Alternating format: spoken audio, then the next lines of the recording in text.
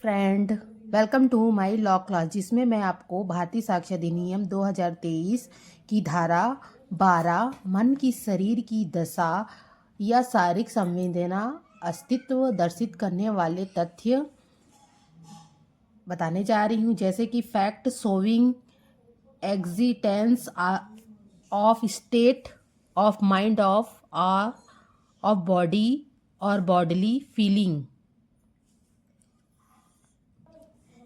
इस धारा में 3 तरह के विवादक तथ्य हैं, जैसे कि मन की दशा, शारीरिक दशा या शारीरिक संवेदना। जैसे कि मन की दशा, इसमें 7 दशाएं होते हैं। जैसे कि पहला है आशय, इंटेंशन, ज्ञान नॉलेज, सद्भाव, गुड फेथ और उपेक्षा। 5वां है उतावलापन। 6वां व्यक्ति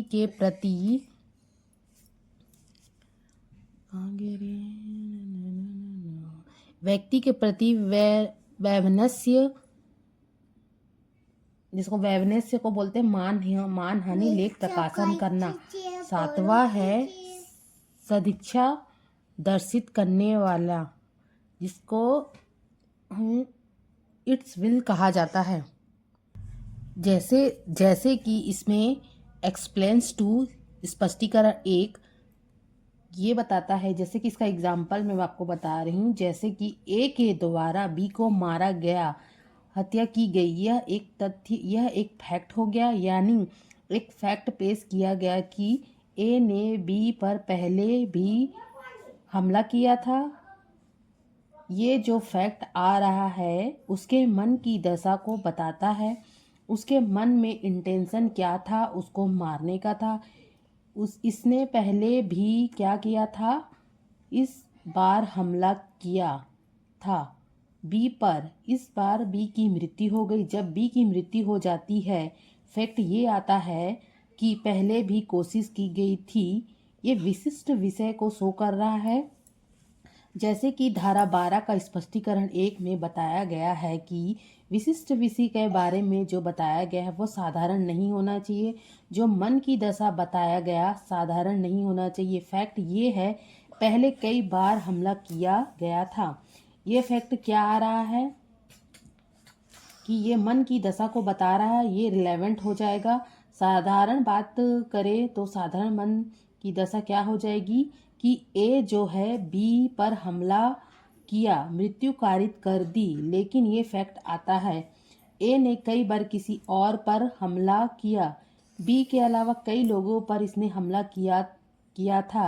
ये क्या होगा, साधारण मन की दशा होगी, ये रिलेवेंट नहीं माना जाएगा। जैसे कि एक्सप्लेन टू स्पष्टीकरण 2 में क्या बोला गया, किंतु जब किसी अपराध के अभियुक्त व्यक्ति का विचारण में इस धारा के अर्थ के अंतर्गत उस अभियुक्त द्वारा किसी अपराध का कभी पहले से किया जाना रिलेवेंट हो, तब ऐसे व्यक्ति को पूर्व दोष सिद्ध भी रिलेवेंट तथ्य होगी। मतलब पहले से भी उसे किया है वो रिलेवेंट ही होगा।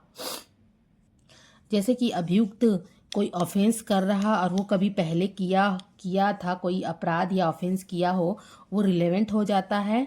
और